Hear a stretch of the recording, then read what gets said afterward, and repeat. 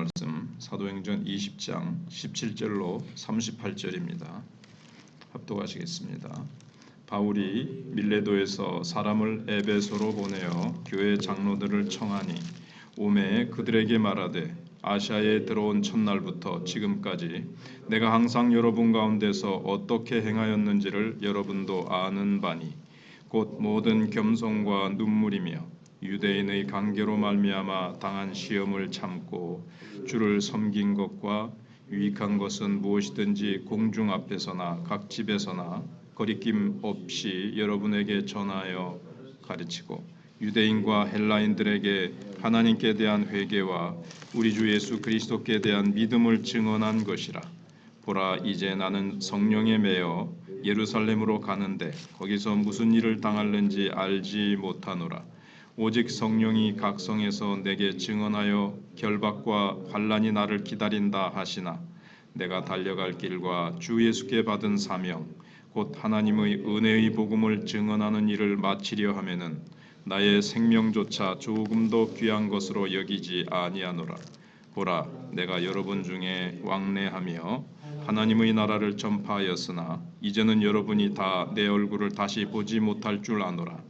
그러므로 오늘 여러분에게 증언하거니와 모든 사람의 피에 대하여 내가 깨끗하니 이는 내가 꺼리지 않고 하나님의 뜻을 다 여러분에게 전하였음이라.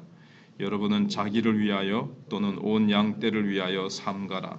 성령이 그들 가운데 여러분을 감독자로 삼고 하나님이 자기 피로 사신 교회를 보살피게 하셨느니라.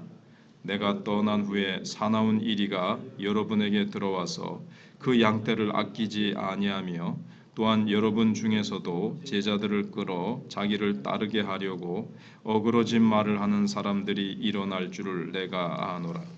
그러므로 여러분이 일깨어 내가 3년이나 밤낮 쉬지 않고 눈물로 각 사람을 훈계하던 것을 기억하라.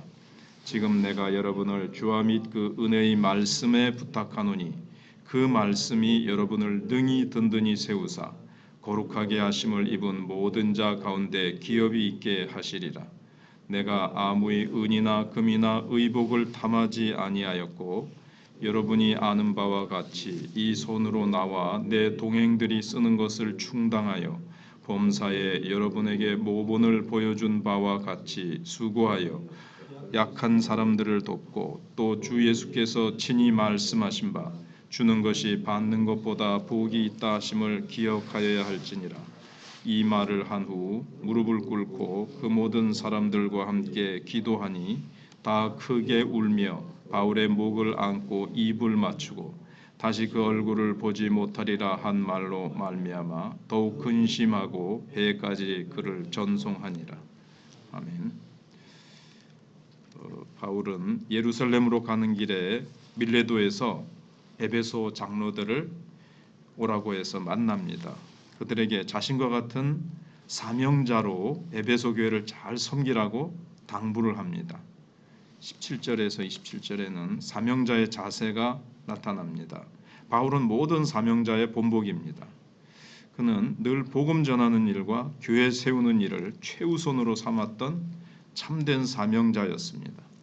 사명이 그게 이제 바울의 사명이죠. 그래서 바울이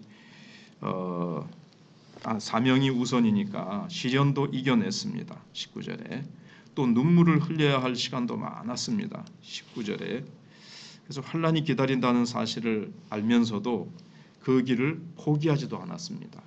23절에 심지어 자신의 생명도 아끼지 않고 끝까지 주님이 주신 사명을 감당하려고 합니다. 24절입니다.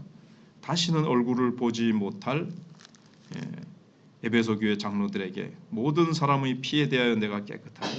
그러니까 에베소 지역과 또 특별히 에베소 교회 성도들에게 내가 주님이 전하라고 한 것은 다 전했다는 겁니다.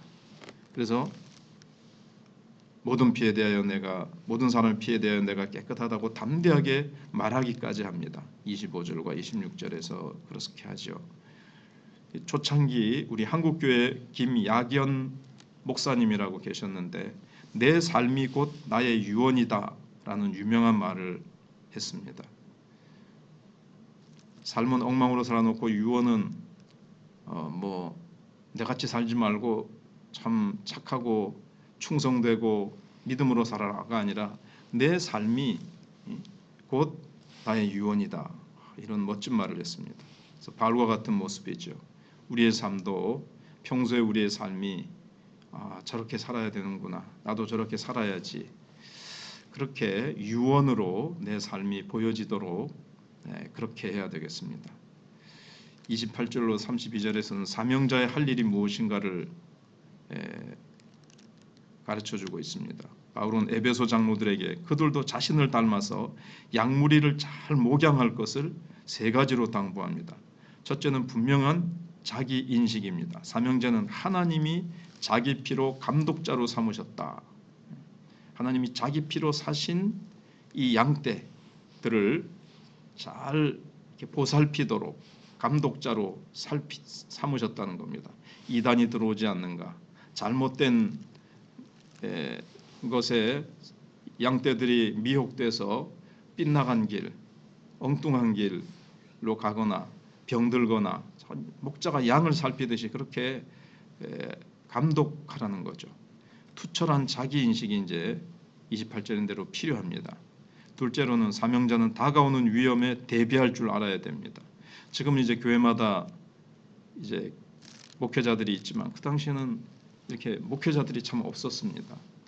그래서 이단이 참 많았어요. 그래서 이단이 들어와서 교회를 뒤집어 엎으려고 그러고 교회를 넘어뜨리려고 하는 거죠. 늘 교회에는 사나운 이리가 들어와서 교회를 어렵게 할 수가 있습니다. 거짓 교사와 이단.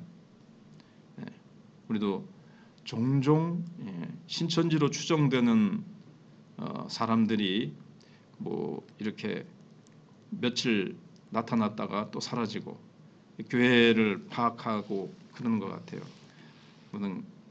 그렇지 않으면 금세 사명자 자신도 교회도 어려움을 겪게 될 것이기 때문에 그렇습니다. 초창기에는 성경책도 이렇게 딱 돼 있지 않고 그래서 깊은 교리라든가 체계적인 그런 것들이 아직 지금 확립 중이기 때문에 이단이 들어오면 막 혼란을 겪고 교회가 큰 타격을 입습니다. 그래서 이것을 알았던 바울은 밤낮 쉬지 않고 3년간 눈물로 말씀을 가르쳤던 것입니다. 31절에. 그리고 그는 내가 말씀께 너희를 부탁한다. 그 말씀이 너희를 든든히 세우사 그랬습니다. 내가 3년 동안 가르친 말씀을 잘 붙들어라. 말씀을 붙들지 않으면 언제든지 이단 세력이나 잘못된 데 넘어질 수 있다는 사실을 기억하고 말씀을 붙들라고 말씀하고 있습니다. 우리도 말씀을 붙들지 않으면 이단이나 지금 유튜브에 이 다원주의 사상부터 시작해서 아주 별의 별 희한한 잘못된 가르침이 이름은 신앙적인 용어를 씁니다. 기독교적인 용어를 쓰고 성경적인 용어를 써요.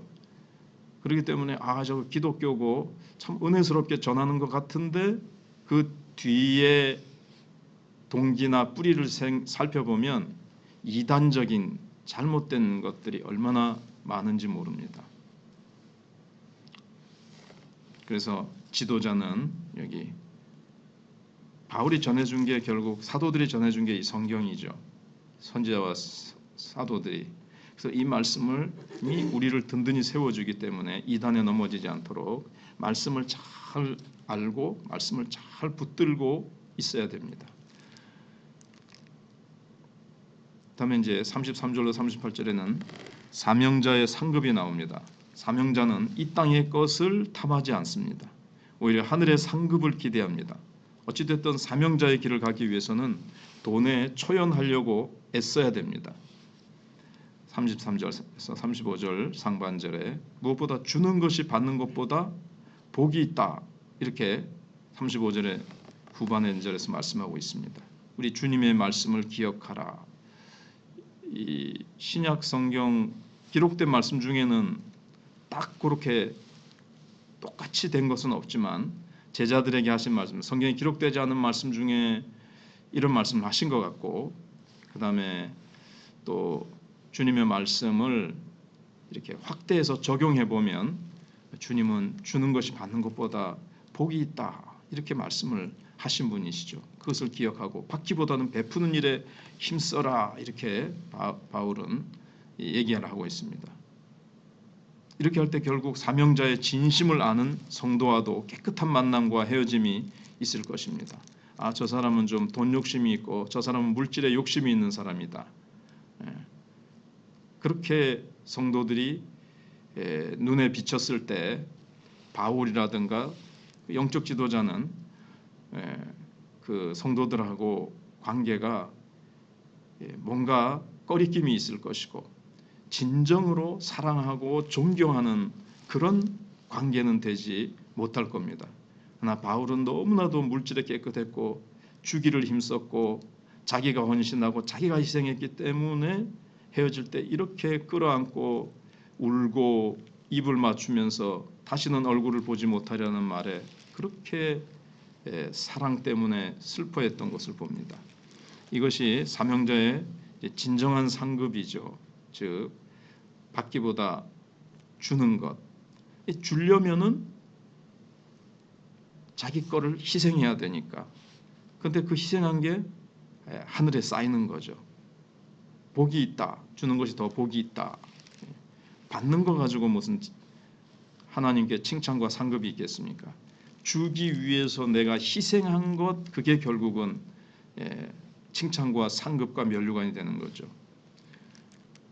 요즘은 내가 누구한테 이런 선물 받았다. 큰 선물 받았고 귀한 선물 받았다고 자랑하는 세상입니다. 하지만 하나님 나라는 이 세상과 다릅니다. 누군가에게 진심 어리게 내가 섬겼다. 내가 사랑을 베풀었다. 이게 복이라는 겁니다.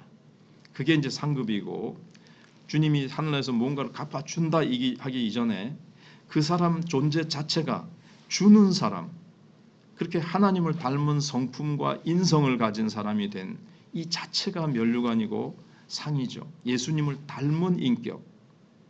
예수님은 다 주셨습니다. 마지막 옷 한 벌까지 자신의 몸과 피 한 방울까지도 다 우리를 위해서 내어주셨습니다. 모두 다 주셨죠. 그래서 나도 정말 주님을 닮아 바울이 주님을 닮아서 주는 삶을 살았던 것처럼 우리도 주는 삶을 살아야 되겠습니다. 기도하겠습니다.